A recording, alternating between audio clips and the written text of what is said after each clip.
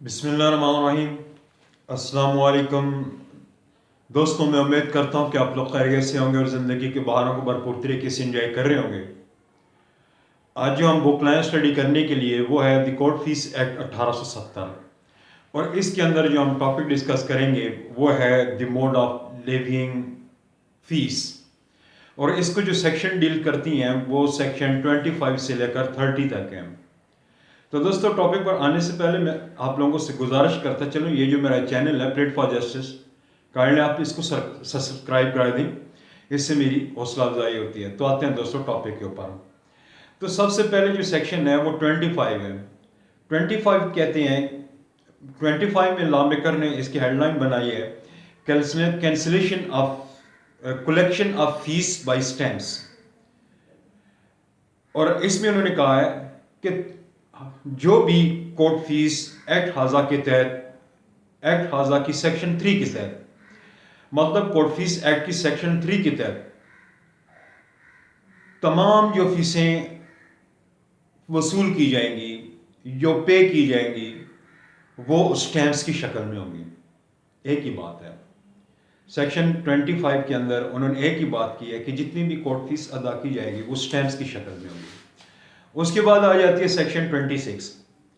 Section 26 یہ ہے کہ اسٹیمپس ٹو بی امپریسڈ اور ایڈہیسو۔ اس میں انہوں نے کہا کہ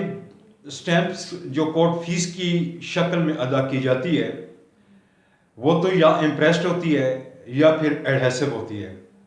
یا پارشلی ایڈہیسو ہوتی ہے اور پارشلی وہ امپریسڈ ہوتی ہے۔ اور اس بابت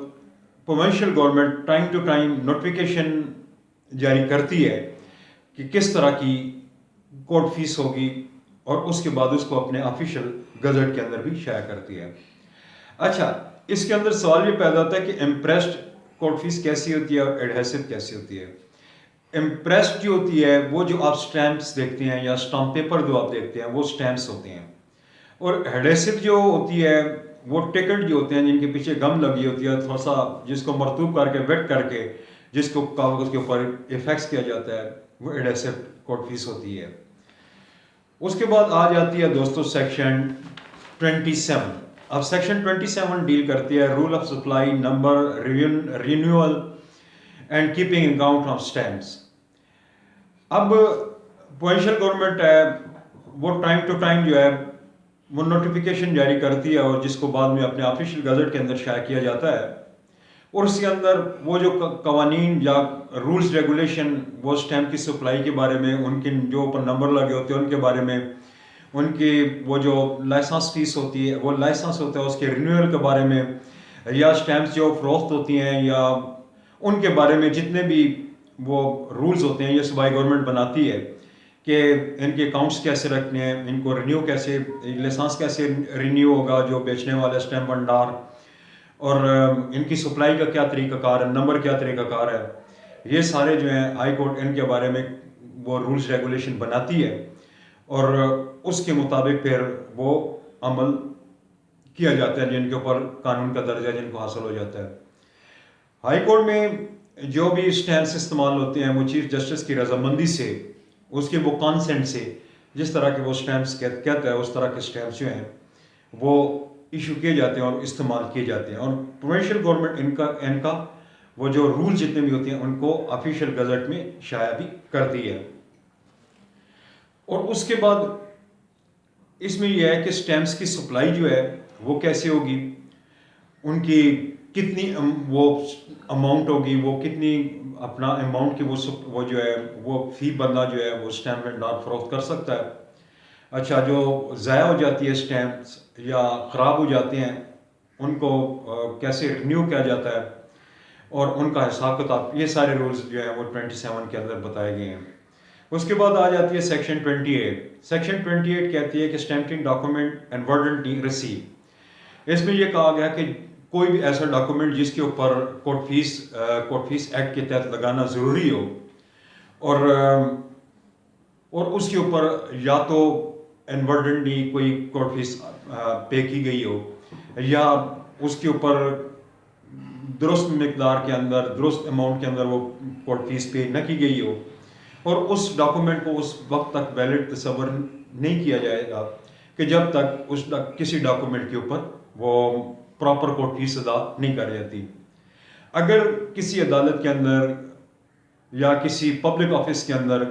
کوئی ایسا ڈاکومنٹ کسی آفیسر نے اگر وہ غلط فہمی کی بنا پر یا لا علمی سے اگر وہ وصول کر لیا ہے تو اس عدالت کا جو پریزائڈنگ آفیسر ہے یا جو پبلک آفس ہولڈر ہے جہاں وہ ڈاکومنٹ وہ پیش کی گئی ہے وہ ڈاکومنٹ جو ہے وہ پریزنٹ کیا گیا ہے اور یا ہائی کورٹ میں پیش کیا گیا ہے تو وہ جو ہائی کورٹ کا جسٹس صاحب ہوگا وہ یہ حکم صادر کر سکتی ہیں کہ اس دستاویزات کے اوپر یا ان ڈاکومنٹس کے اوپر پراپر کورٹ فیس ادا کی جائے اور ان کو مہلت بھی دی جاتی ہے کہ اتنے عرصے کے اندر آپ یہ پراپر کورٹ فیس ادا کر دیں. اگر وہ ادا کر دیتے ہیں تو ویل اینڈ گڈ. اگر وہ پراپر کورٹ فیس ادا نہیں کرتے تو اس ڈاکومنٹ کو ویلڈ تصور نہیں کیا جاتا. تو پراپر کورٹ فیس ادا ہونے کے بعد اس ڈاکومنٹ کو دوران پروسیڈنگ ویلڈ تصور کیا جائے گا جس طرح کہ اس ڈاکومنٹ کے اوپر پہلی دفعہ کورٹ فیس پہلی دفعہ ادا کی گئی ہو. اس کے بعد آ جاتی ہے سیکشن 29. سیکشن 29 کہتی ہے کہ امینڈیڈ ڈاکومنٹ. اب ترمیم شدہ جو دستاویز ہے وہ کیا ہوتی ہیں. اس کے اندر لا میکر نے یہ بات کی ہے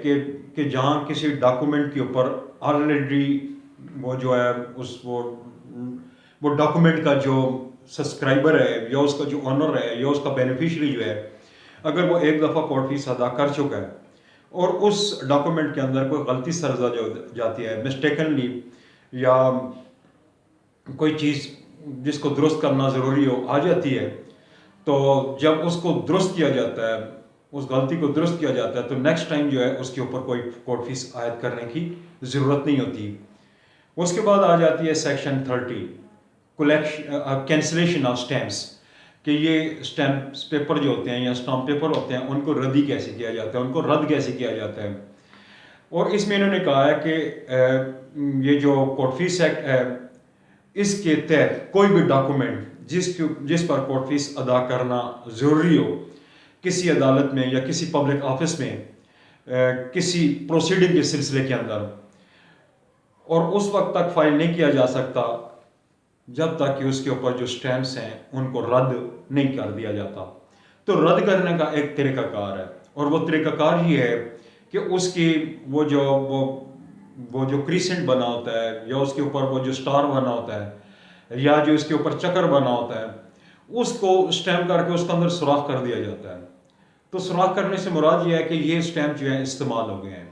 اب ٹکٹ کا طریقہ کار یہ ہے کہ اس کے اوپر وہ بندہ اپنا نام لکھ کے دستخط کر دیتا ہے اپنا نیم اینڈ سگنیچر کر دیتا ہے یا اسٹرکچر کر دیتا ہے تو وہ جو ہے وہ جو ایڈہیسو جو سٹیمپس ہوتے ہیں ان کے اوپر نام لکھنے سے یا اس کے اوپر لائن لگانے سے وہ رد ہو جاتا ہے مطلب کہ یہ استعمال ہو چکا ہے. اور جو سٹیمپ پیپر ہوتے ہیں اگر وہ کورٹ فیس کی مد کے اندر ادا کرنے ہیں تو اس کے لیے یہ طریقہ کار ہوتا ہے کہ اس کے اندر سوراخ کر دیا جاتا ہے. تو سوراخ کرنے کا مطلب یہ ہوتا ہے کہ یہ ٹکٹ استعمال ہو چکا ہے اور یہ رد ہو چکا ہے. جیسے کسی زمانے میں وہ ریلوے کمپنی کے جو ٹکٹ ایگزامینر ہوتے تھے ان کے پاس پنچنگ مشین ہوتی تھی اور وہ جو بھی ٹکٹ وہ اپنے پیسنجر کے پاس دیکھتے تھے اور اس کو وہ پنچ کرتے تھے اس کے اندر سوراخ ہو جاتا تھا. اسی طرح ان سٹیمپس کے اندر بھی وہ سوراخ کر دیتے ہیں. اس سے مراد یہ ہوتی ہے کہ یہ ٹکٹ استعمال ہو چکا ہے اس کو رد کیا جانا مقصود ہے تو اس کو کینسل کیا جاتا ہے اس کو کہتے ہیں کینسلیشن آف سٹیمپس. اور لیکن اس کے اندر شرط یہ ہے کہ جب آپ کسی اسٹامپ پیپر کو کینسل کریں گے یا اس کو رد کریں گے اس کے اندر سوراخ کریں گے تو اس کے اوپر جو مالیت جہاں لکھی ہوتی ہے یا ویلیویشن لکھی ہوتی ہے یہاں لکھا ہوتا ہے جی 500 روپیہ یا 1000 روپیہ تو وہ والی جگہ جہاں مالیت لکھی ہوتی ہے آپ نے اس کو چھوڑ دینا ہوتا ہے وہاں آپ نے اس کو محفوظ رکھنا ہوتا ہے اس کو وہ آپ نے سوراخ وہاں نہیں کرنا مالیت اس کی محفوظ رہنی چاہیے. تو دوستوں میں سمجھتا ہوں آج کی میری جو ویڈیو ہے آپ کو سمجھ بھی آ گئی ہوگی اور پسند بھی آئی ہوگی. اگر آپ کی کوئی کیوری ہے کوئی کویشچن آپ مجھے کال بھی کر سکتے ہیں اور ٹیکسٹ بھی کر سکتے ہیں اور مجھے نئی ویڈیو کے آنے تک اجازت دیجیے. اللہ حافظ. Wish you good luck. Thank you.